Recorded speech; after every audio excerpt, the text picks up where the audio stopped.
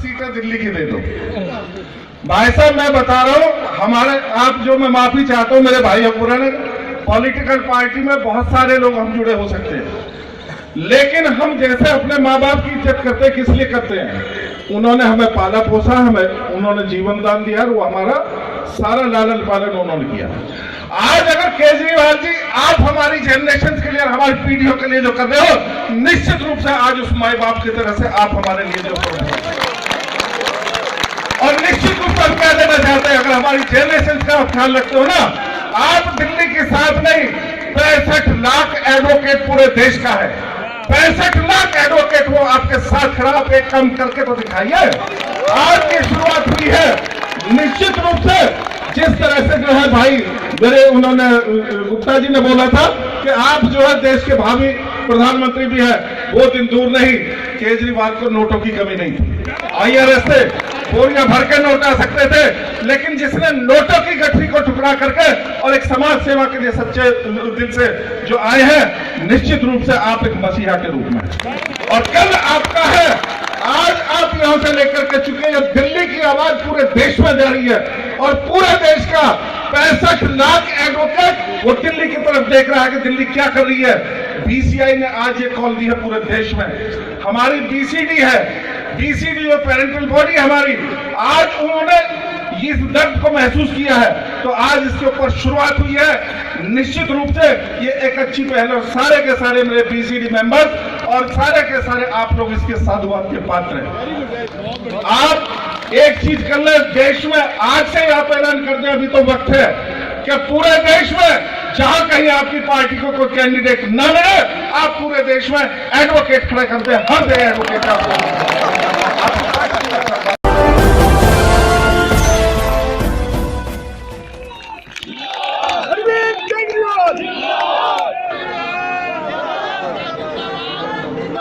आज यहाँ पे इतनी भारी संख्या में आए हुए सभी वकील भाइयों और बहनों को मेरा नमस्कार, सबको मेरा प्रणाम। सबसे पहले बहुत बहुत शुक्रिया, आज आप लोगों ने मुझे यहाँ पे बुला के इतना मान सम्मान आदर सत्कार प्यार मोहब्बत दी, इसके लिए तहे दिल से बहुत बहुत शुक्रिया। दोस्तों, वकीलों की कम्युनिटी बहुत पावरफुल होती है, बहुत ताकतवर होती है। वकील अगर तय कर ले तो किसी की भी सरकार बनवा देते हैं और किसी का भी तख्ता उखाड़ देते हैं।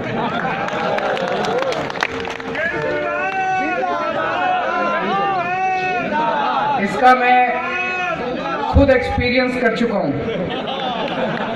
जब हम लोग 2015 में चुनाव लड़े थे और हमारे सामने किरण बेदी जी थी, दिल्ली के सारे वकीलों ने तय कर लिया था कि बीजेपी को हराना है और आम आदमी पार्टी को जिताना है, और जो हमारी 70 में से 67 सीट आई, उसमें एक बहुत बड़ा योगदान दिल्ली के वकीलों का था।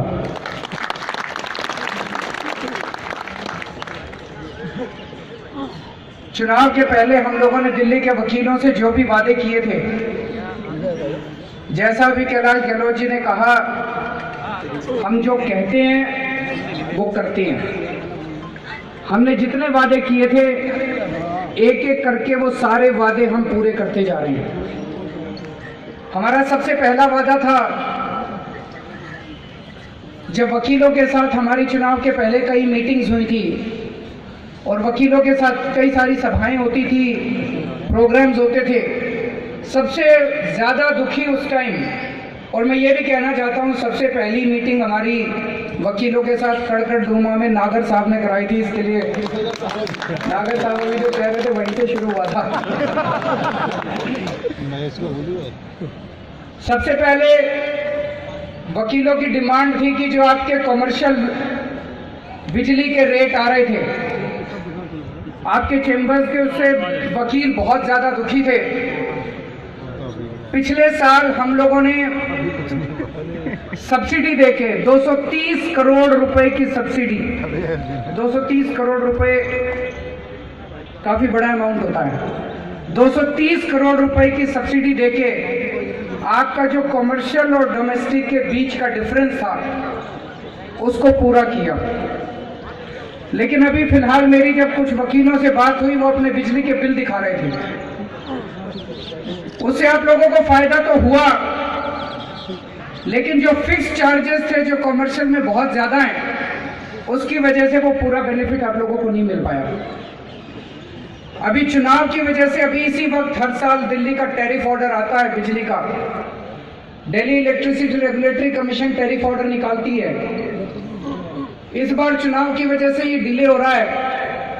चुनाव के तुरंत बाद मुझे उम्मीद है कि टैरिफ ऑर्डर आएगा और दिल्ली सरकार डीआरसी से कहेगी कि इस बार सारे वकीलों के कनेक्शन कॉमर्शियल से डोमेस्टिक कैटेगरी में ही डाल दिए जाएं, ताकि कोई सब्सिडी की जरूरत ना पड़े। तो जो अभी तक आपको सब्सिडी मिल रही थी, वो सब्सिडी की जरूरत भी नहीं पड़ेगी, आपका सीधा डोमेस्टिक के अंदर आया करेगा।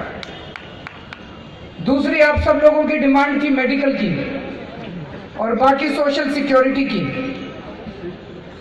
सभी सोशल सिक्योरिटी की जो इंश्योरेंस है, पेंशन है, स्टाइपेंड है और मेडिकल है, इन चारों चीजों के लिए दिल्ली सरकार इस बार के बजट में 50 करोड़ रुपए का प्रावधान कर रही है।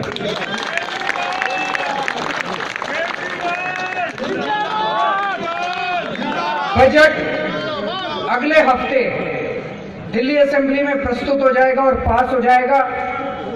तो अभी किसी ने कहा था जी पैसे कब मिलेंगे और कैसे मिलेंगे, वो भी मैं क्लियर कर दूं, अगले हफ्ते आपका बजट पास हो जाएगा। 1 अप्रैल से ये लागू हो जाएगा। तो 50 करोड़ रुपए आपके वेलफेयर के लिए पास हो जाएंगे। अब ये लागू कैसे होगा, इसके लिए मेरा ये सुझाव है, इसको सरकार पे ना छोड़ा जाए। हम लोग, आप लोग जो सुझाव दोगे, आपकी बार काउंसिल, आपकी एसोसिएशंस, उनकी मिला के आप लोग नाम दे देना, एक हम कमेटी बना देंगे। वो कमेटी जो भी प्रोसीजर और जो भी तरीके सुझाव देगी, जो भी पॉलिसी, जो भी प्रोसीजर सुझाव देगी, उसको लागू कराने की जिम्मेदारी मेरी है।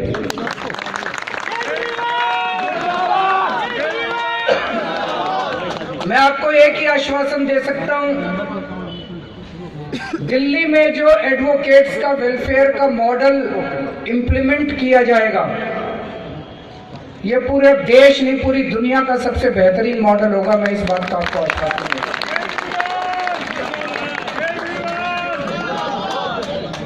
अभी कहा जा रहा था तेलंगाना सरकार ने 100 करोड़ रुपए दिए। तेलंगाना सरकार ने 100 करोड़ वन टाइम दिए हैं। तेलंगाना सरकार ने 100 करोड़ कॉर्पस फंड दिया है, उसके ब्याज से आप लोगों का भला होना है। हम लोग आपको 50 करोड़ हर साल देने वाले हैं और ये साल दर साल ये पैसा नेचुरली बढ़ता जाएगा। तो आज जो पैसा आपके लिए बेनिफिट दिया जा रहा है, मुझे लगता है ये भारत में सबसे ज्यादा है अभी तक का, और जरूरत पड़ेगी तो और भी देंगे। मैं आज यहाँ वकीलों की कम्युनिटी से दोस्ती करने नहीं आया, इंडियन शादी करने आया हूँ।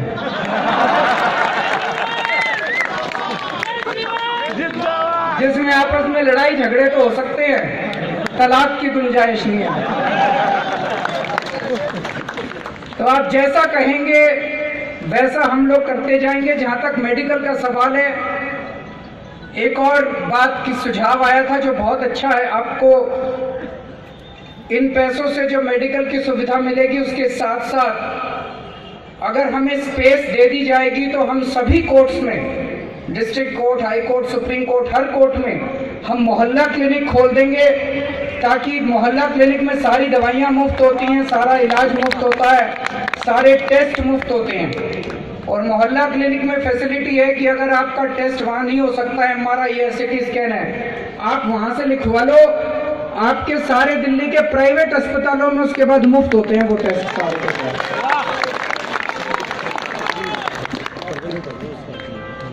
अब 2 शब्द में दिल्ली में जिस तरह की समस्याएं आ रही हैं वो आपके सामने रखना चाहता हूं। दिल्ली पूर्ण राज्य नहीं है, लेकिन हमारी सरकार बनने के पहले शीला दीक्षित जी की जब सरकार थी, उनकी सरकार के पास फिर भी कुछ पावर्स थी ताकि वो डे टू डे एडमिनिस्ट्रेशन चला सके। जितने ऑफिसर्स हैं और जितने दिल्ली सरकार के कर्मचारी हैं, उनके ऊपर पूरा कंट्रोल शीला दीक्षित जी की सरकार का था। वो किसी को भी ट्रांसफर कर सकती थी, चाहे सेक्रेटरी की अपॉइंटमेंट भी वही करती थी, चीफ सेक्रेटरी की भी वही करती थी, चपरासी की भी, प्रिंसिपल की भी, मेडिकल सुपरिंटेंडेंट की भी, डॉक्टर्स की भी, टीचर्स की भी, सबकी वो अपॉइंटमेंट किया करते थे। कोई गलत काम करे तो डिसिप्लिनरी प्रोसीडिंग लेने का उनको अधिकार था।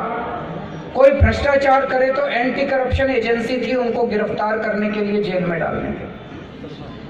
दुख की बात यह है कि जैसे ही हमारी सरकार 15 फरवरी 2015 को बनी, 22 मई 2015 को केंद्र सरकार ने नोटिफिकेशन जारी करके ये सारी पावर्स हमसे छीन ली।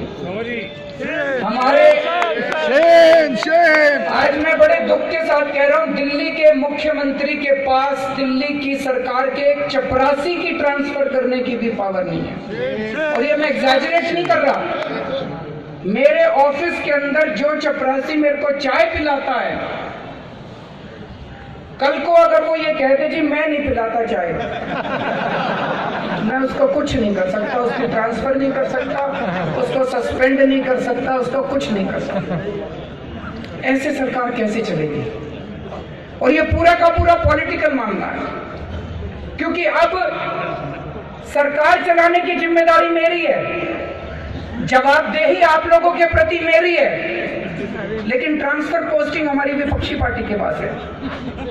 आज जिन लोगों को 70 में से 67 सीट मिली, उनके पास पावर नहीं है। जिन लोगों को 70 में से 3 सीट मिली, सारी पावर उनके पास है।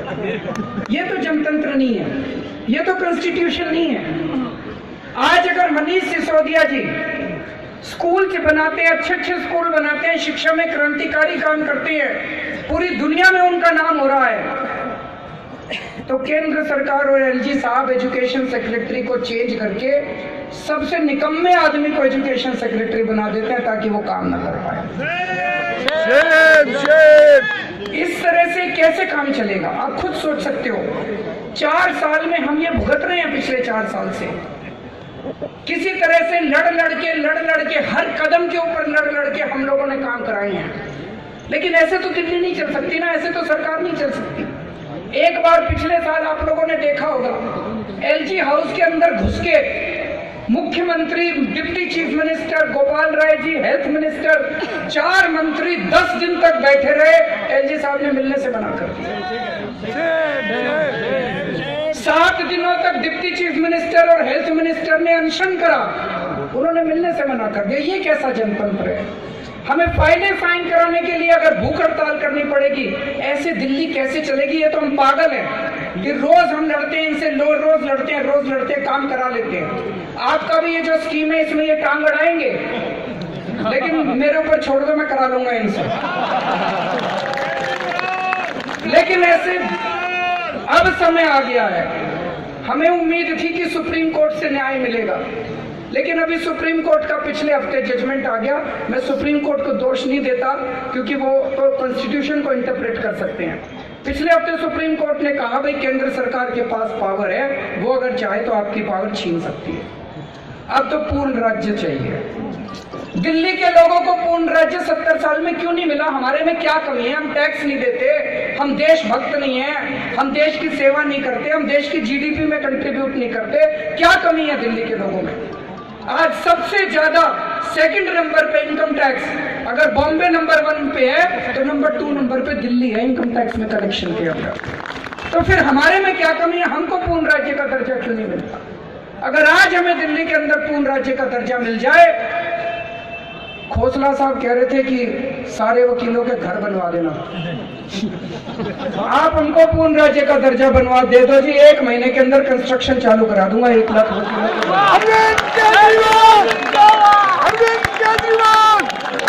और खोसला साहब ये चिट्ठियां जितनी मर्जी लिखवा लो, चिट्ठी लिखने से घर नहीं बनते। आप मेरे पास ड्राफ्ट करके ले आना, मैं खाले कागज पे साइन कर दूंगा, पर ये आपके घर नहीं बनाने वाले। जिस दिन डीडी हमारे पास आ गया, जिस दिन पूर्ण राज्य का दर्जा मिल गया, 1 महीने में कंस्ट्रक्शन चालू करा दूंगा सारे लोग। आप लोगों से मेरी विनती है आज, और यहां मैं पार्टीबाजी की बात नहीं कर रहा। अमूमन अगर ये आम चुनाव होता, मैं आपको कहता भाई आप जिस पार्टी के उसको वोट दे आओ। हर आदमी अलग अलग, यहाँ सारी पार्टियों के लोग बैठे हैं, आप जिस पार्टी के उसको वोट दे आओ। दोस्तों, इस बार का चुनाव बड़ा इंटरेस्टिंग चुनाव है। इस बार का चुनाव सबकी सांस अटकी पड़ी है, सारी पार्टियों की। एक एक सीट इंपॉर्टेंट है। दिल्ली की 7 सीटें सरकार बना भी सकती है, सरकार बिगाड़ भी सकती है। आप ये 7 सीटें और ये वकील कर सकते हैं। आपने दिखाया था मेरे को, आपने हमको जिता के दिखाया था। ये 7 सीटें आप आम आदमी पार्टी को दे दो, मैं आपको यकीन दिलाता हूं इनसे 2-3 साल के अंदर अगर दिल्ली का पूर्ण राज्य ना ले लिया, मेरा नाम बदल देना। फिर जो भी करना पड़े। अभी तो एलजी के घर के अंदर घुस के हड़ताल कर दी, जरूरत पड़ी प्रधानमंत्री के अंदर घर के अंदर घुस के हड़ताल कर देंगे, लेकिन पूर्ण राज्य इस बार लेके रहेंगे। पूर्ण राज्य का दर्जा मिल जाए दोस्तों, उसके बाद बहुत तेजी के साथ विकास हो सकता है दिल्ली का, बहुत तेजी के साथ विकास हो सकता है। और मेरी आप लोगों से यही गुजारिश है कि ये 7 सीटें इस बार पार्टी के लिए नहीं, दिल्ली को पूर्ण राज्य का दर्जा दिलाने के लिए आप लोग सब लोग लड़ें। एक किसी ने कहा जी 25% कोटा टिकटों में दे देना। हमने अपनी कैबिनेट के अंदर 25% से ज्यादा वकील रख रखे हैं। दिल्ली में 7 मंत्रियों में 2 वकील हैं, तो हमने कोटे से ज्यादा ही आपका पूरा किया हुआ है। आज आप सब लोगों ने हमें यहाँ पे अपने बीच में बुलाया, इतना मान सम्मान दिया, इसके लिए बहुत बहुत शुक्रिया। भारत